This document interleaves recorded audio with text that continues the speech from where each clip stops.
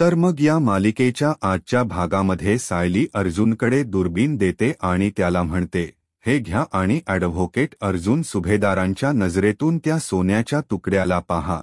तेव्हा अर्जुन आता ठीक आहे असं म्हणतो आणि लगेचच दुर्बीण समोर ठेवून त्या सोन्याच्या तुकड्याला अगदी निरखून पाहत असतो. यूट्यूब चॅनल सबस्क्राईब करा. काही वेळानंतर त्याला समजतं की या तुकड्यावर तर काहीतरी नंबर लिहिलेला आहे. सायली आश्चर्याने विचारते, कसला नंबर? तेव्हा अर्जुन सांगतो, CJK 95 असा नंबर त्यावर आहे. मग आता तोही विचार करू लागतो, हे नक्की काय आहे? सायली सुद्धा विचारते की या नंबरचा काय अर्थ असू शकतो? अर्जुन म्हणतो की मला फार काही कळत नाही या दागिन्यांमधलं. मला असं वाटतं हा हॉलमार्कचा दागिना असू शकतो आणि त्याचाच हा नंबर आहे. म्हणजे ज्या दुकानातून ही ज्वेलरी बनवली गेली असेल हा तिकडचाच नंबर असू शकतो आणि CJK आहे म्हटल्यानंतर कोणतं दुकान असू शकतं हा तो विचार करतो. सायली सुद्धा विचार करू लागते, पण दोघांनाही काही लवकर कळत नाही. तेव्हा सायली म्हणते, इंटरनेटवर आपल्याला शोधता येईल ना नक्की कोणतं नाव आहे हे दुकानाचं? तेव्हा अर्जुन मोबाईल घेतो आणि पटकनच इंटरनेटवर सर्च करू लागतो की नक्की हे शॉप कुठलं आहे. मग आता तो म्हणतो, आय डोंट बिलीव्ह धिस. मला विश्वासच बसत नाहीये. सायली विचारते, काय झालं? तेव्हा अर्जुन सांगतो, मला तर खरंच विश्वास बसत नाहीये कारण हे चांदेकर ज्वेलर्स कोल्हापूर यांचं आहे. म्हणजे आपल्या अद्वैत चांदेकरच हे दुकान आहे. मग आता सायली खुश होते आणि विचारते, काय? अहो हे तर अद्वैत भाऊजींचं दुकान आहे म्हटल्यानंतर हा दागिना कोणी बनवून घेतला आहे हे तर आता आपला हक्काचा माणूस आपल्याला सांगू शकतो. तुम्ही आत्ताच भाऊजींना कॉल करा. अर्जुन म्हणतो, आता लगेच कॉल नको. मी मेसेज टाकून ठेवतो की आम्ही उद्या येतोय. चालेल. सायली हो म्हणते आणि अहो चांगल्या गोष्टीला उशीर तरी कशाला करायचा असं त्याला सांगते. मग आता अर्जुन मोबाईलमध्ये मेसेज टाईप करतो, हाय अद्वैत, तुझ्याकडे एक महत्त्वाचं काम आहे. सो मी आणि सायली उद्या कोल्हापुरामध्ये तुझ्या ऑफिसमध्ये येतोय. दुसरीकडे महिप्त आता खूप म्हणजे खूपच प्यायलेला असतो आणि अर्जुनला मारण्याची भाषा करतो. नागराज म्हणतो, एवढं सोपं नाहीये ते. नागराज नशेत असूनही त्याला समजावू लागतो, अरे तुला दारू जास्त झालीय म्हणून तुझं डोसकं फिरलंय. जा आतमध्ये जाऊन जरा शांतपणे झोप. महिप्त म्हणतो, नाही जाणार. जर डोकं शांत ठेवायचं असेल ना तर हा एकच पर्याय आहे. असं म्हणून तो एकावर एक ग्लास आता दारूचे घेतो. तेव्हा नागराज म्हणतो, अरे तुला जर अर्जुनचं एवढं टेन्शन असेल तर तू विचार कर ना मला किती टेन्शन असेल. अरे तुला तर काय फक्त जेलमध्ये जाण्याची भीती आहे. मी जर दादाच्या बाबतीत जे काही केलंय ते जर अर्जुनला समजलं तर तो काय करेल? तर मला जिवंत गाडून टाकेल कारण दारावरची बेल जरी वाजली ना तरीही मला असं वाटत असतं की आला अर्जुन आणि दादाला आता तो माझ्या बाबतीमध्ये सगळं काही अगदी खरं खरं सांगणार कारण तो अर्जुन माझ्या खूपच जवळ पोहोचायला लागलाय अशी मला सतत भीती वाटत असते. एकीकडे तो अर्जुन सुभेदार आणि दुसरीकडे ती दामिनी देशमुख बाई, सगळेच जण अगदी डोक्यावर बसायला लागले आहेत माझ्या. ते हरीश प्रकरण तरी अर्जुनवर शेकेल असं वाटलं होतं पण त्याचं काही झालंच नाही. तेव्हा महिप्त वैतागून म्हणतो, ह्या अर्जुन सुभेदार समोर ना काहीच घडत नसतं. कारण तो समोर जर आला ना तर अंगापायातली ताकदच निघून जाते. माझं ना डोसकंच काम करत नाही नागराज शेठ. डोसकंच काम करत नाही. करावं काय कळतच नाही. सर्व मार्ग बंद झाले आहेत असं वाटतं. असं म्हणून महिप्त आता खूपच चिडलेला असतो आणि काय करतो तर तिथे असणारी दारूची जी बॉटल असते ना ती अशी फेकूनच देतो. तर ती बॉटलसुद्धा आता फुटून जाते. मग रागातच आता नागराज म्हणतो, फोड रे आणखी बॉटल फोड. तू मला सांग याने काय आपला प्रॉब्लेम सॉल्व्ह होणार आहे का महिप्त? तेव्हा महिप्त म्हणतो, माझ्या हातात काय आहे नागराज शेठ? अहो, एकीकडे त्या देशमुख बाईला पैसे देऊ देऊ माझी तिजोरी खाली झाली आणि मैदान कोण गाजवतोय ते तर अर्जुन सुभेदार आणि ही खेळत बसली आपली माइंड गेम. मग नागराज म्हणतो, हे बघ महिप्त, ती दामिनी जे काही करतीये ना ते करू देत आता तिला. कारण आपल्याला जरी ते कळत नसलं ना तरीही शेवटी जिंकणार तर आपणच आहोत.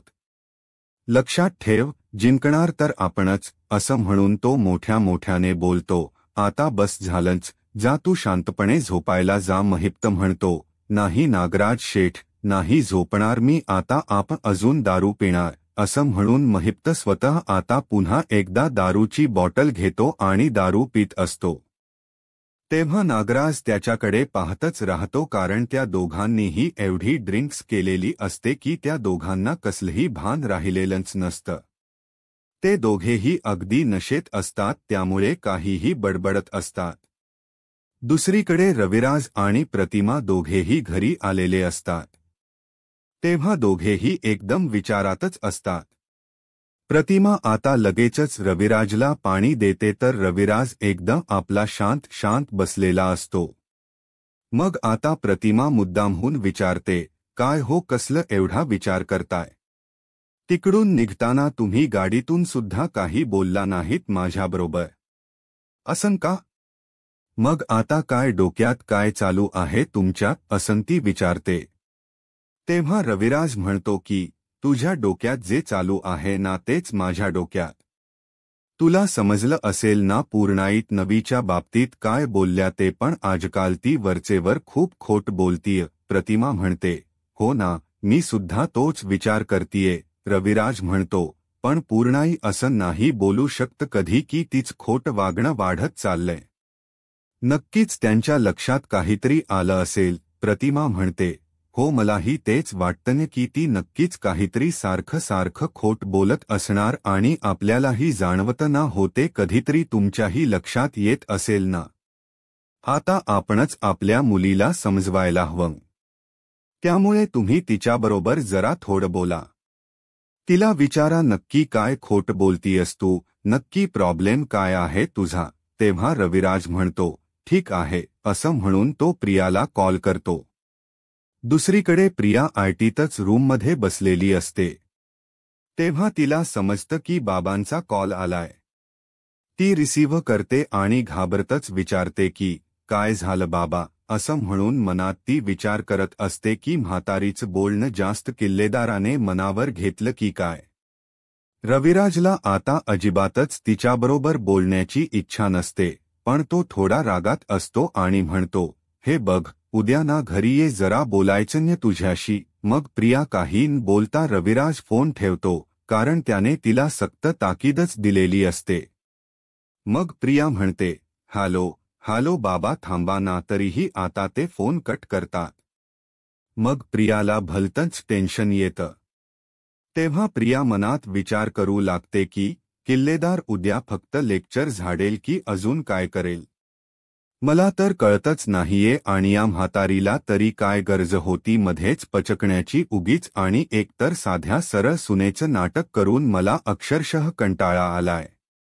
त्यात डोक्याला हाताप, असं म्हणून प्रिया आता वैतागते. मग तेवढ्यात अश्विन सुद्धा आता घरी येतो. मग प्रिया लगेचच त्याच्यापासून तोंड लपवू लागते आणि आपली खाली मान घालून बसते. अश्विन आतमध्ये येऊन दार बंद करतो आणि प्रिया जवळ जाऊन बसतो. तर प्रिया रडण्याचं नाटक आपली नेहमीची सुरू ठेवते.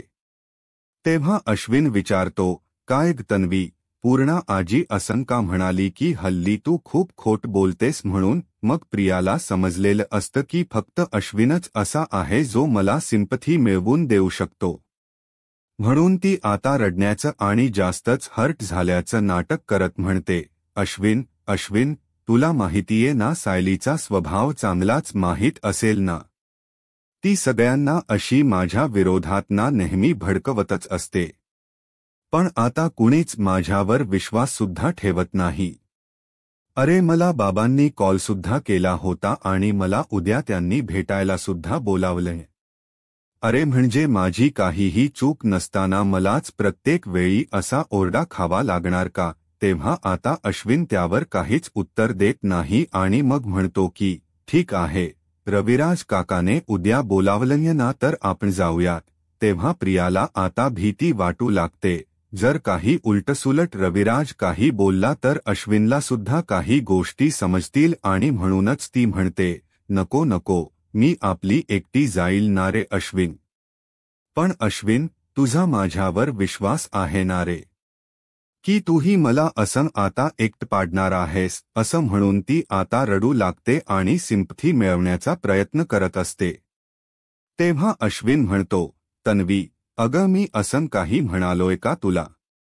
नाही ना अगं, मी फक्त एवढंच विचारलं तुला की घरात आज काय घडलं आणि आपल्याला माहिती आहे ना सायलीचा स्वभाव कसा आहे.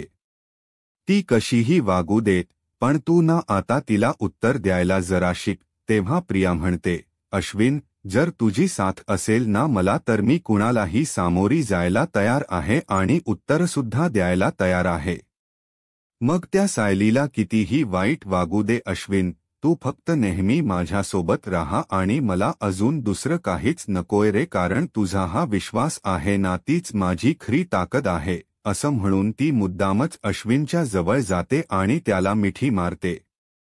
खूप काही घडलं असं दाखवण्याचा प्रयत्न करत, मला सगळेजण खूपच बोलतात असं दाखवण्याचा प्रयत्न करत असते.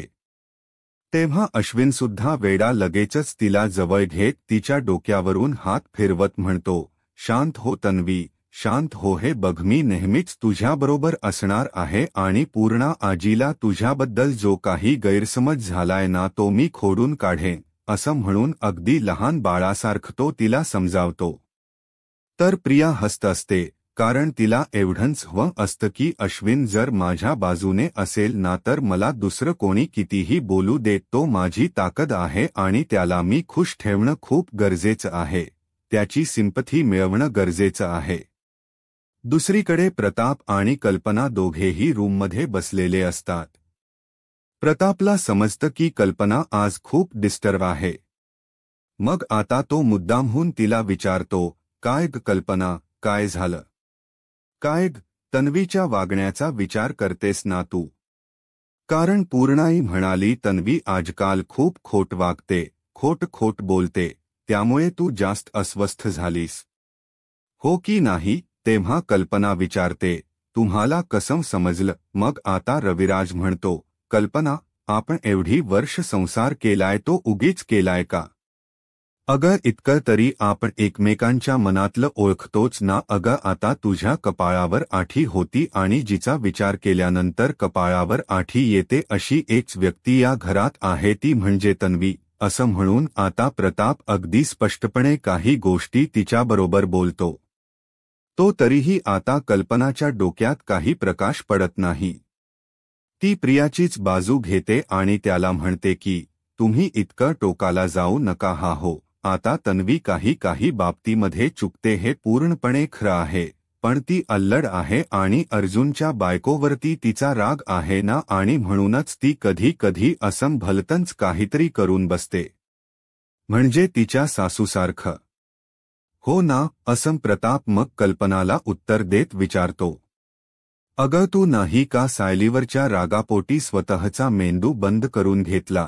तेव्हा कल्पना म्हणते, अजिबात नाही हा, कारण त्या मुलीचा खोटेपणा ना खूप मोठा आहे आणि तन्वी काय खाण्यापिण्याच्या बाबतीमध्ये कधी खोट बोलत असते आणि ते काय माफ करता पण येतं.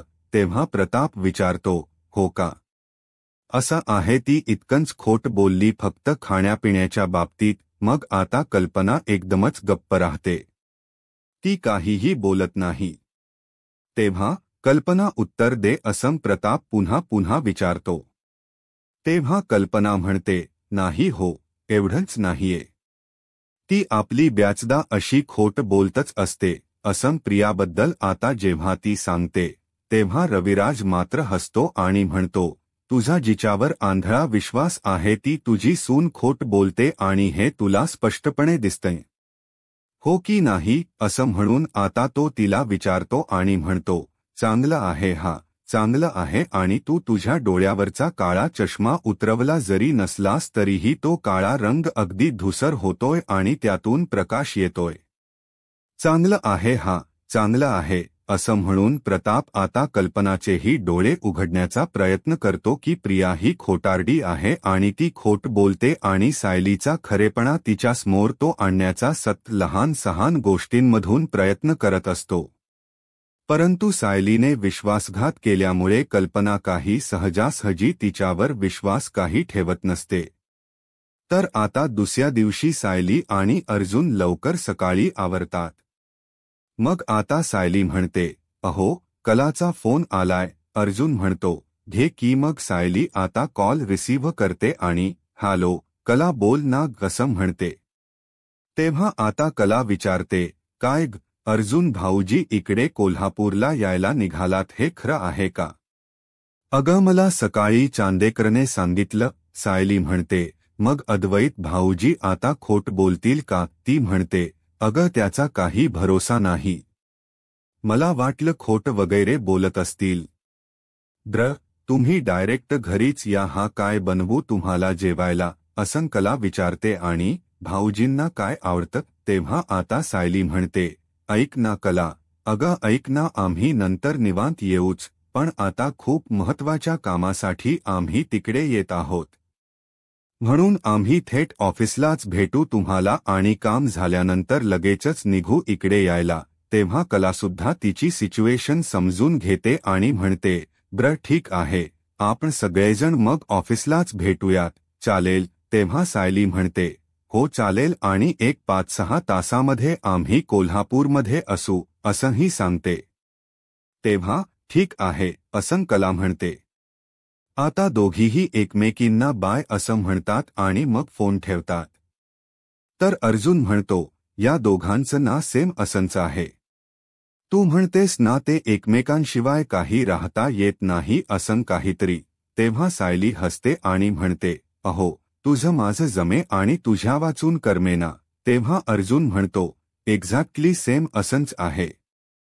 पण या दोघांमधलं भांडण मिटलं की अजून तसंच सुरू आहे. मग आता सायली म्हणते, मिटलं असं म्हणता येणार नाही, परंतु आबांनी यावेळी ना एक तोडगा शोधून काढलाय. मग आता कोणता तोडगा असं अर्जुन विचारतो. तेव्हा अद्वैत भाऊजी आणि कलाने 6 महिने एकत्र राहायचं.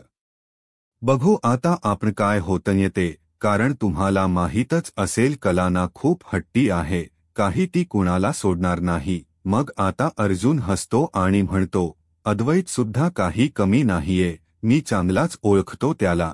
तेव्हा सायली हसतच विचारते, देवाने अगदी योग्य जोडी जुळवली आहे ना? मग अर्जुन म्हणतो, हो ना. असं म्हणून ते दोघेही आता पटकनच कोल्हापूरला जायला निघतात. दुसरीकडे आता प्रिया ही रविराजने सांगितल्याप्रमाणे घरी आलेली असते.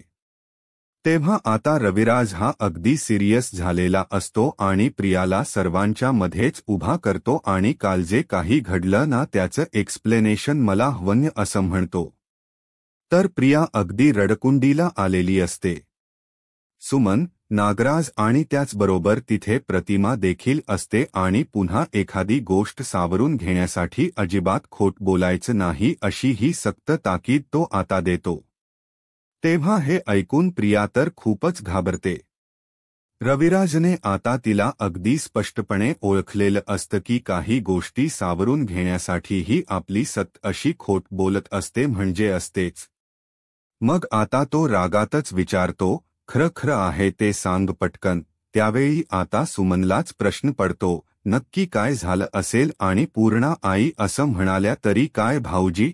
तेव्हा रविराज म्हणतो, काही नाही, खोटारडी म्हणाल्या त्या तिला. तर प्रिया आता डोळे बंद करूनच घेते, पण तिला आता असं सगळ्यांनी घेरलेलंच असतं आणि सगळेजण आता प्रश्न तिला विचारत असतात. मग नागराजलाही समजतं की नक्की झालं काय. तर सुमनला आश्चर्याचा धक्का बसतो आणि ती विचारते, काय? तर आता नेहमीप्रमाणे आपली मुलगी आहे म्हटल्यानंतर थोडी बाजू तर समजून घ्यायला हवी तिची असं प्रतिमाच्या मनात येतं आणि ती म्हणते, म्हणजे नाही अगं सुमन, अशा शब्दात नाही म्हणाल्या त्या म्हणाल्या की आपली तन्वीना अलीकडे वरचेवर खूप खोट बोलायला लागली आहे आणि तिने ती सवय आता काढून टाकायला हवी. त्यावेळी आता असं म्हणून प्रतिमा थोडीशी रागात प्रियाकडे पाहते. तर ती वैतागूनच म्हणते, पण मी खोट बोललेली नाहीये. ती सायलीना सत्त मला सगळ्यांसमोर खोट ठरवण्याचा प्रयत्न करत असते. मग आता नागराज सुद्धा प्रियाची बाजू घेतो आणि म्हणतो, तसंही दादा, अरे हिचं आणि अश्विनचं लग्न झाल्यापासून अर्जुन आणि सायलीला अजिबात ते आवडलेलंच नाहीये. मग आता प्रिया म्हणते, तेच तर, आणि म्हणूनच बाबा ती सत्त माझ्या विरुद्ध ना सगळ्यांचे कान भरवत असते. तेव्हा रविराज म्हणतो, हो, असं आहे का? अगं पण यापूर्वी तू आमच्याशी सुद्धा अशी खोट बोललेलीच आहेस ना, आणि कोर्टामध्ये साक्षी व तुझ्या मैत्रीबद्दल सुद्धा तू खूप खोट बोललेली आहेस, आणि हे सगळं विसरून कसं चालेल तन्वी, असा तिचा खोटारडेपणा बाहेर सगळ्यांसमोर सांगत तो तिला विचारतो. मग प्रिया आता रडूनच म्हणते की, एवढ्याशा चुकीची मला अजून किती वेळ शिक्षा देणार आहात बाबा तुम्ही? तेव्हा तो म्हणतो, ही शिक्षा अगं तन्वी, बाप म्हणून वाटणारी काळजी आहे. आता तुझ्यामुळे सासरची माणस जर दुखावत असतील तर त्याचा विचार नको का करायला? मग आता प्रतिमा म्हणते, हे बघ तन्वी, सुभेदारांची सून म्हणून तू त्या घराला जोडून ठेवायला हवंस, पण उलट तुझ्यामुळेच त्या घराला तडे जातायत हे जर दिसलं ना तर मला खरंच खूप काळजी वाटते. अगं तू जरा